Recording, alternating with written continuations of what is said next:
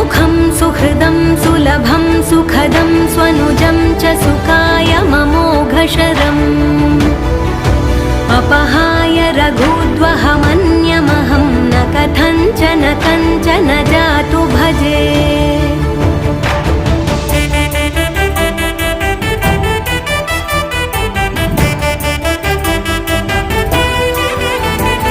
विना वेङ्कटेशं ननाथो ननाथः सदा वेङ्कटेशं स्मरामि स्मरामि।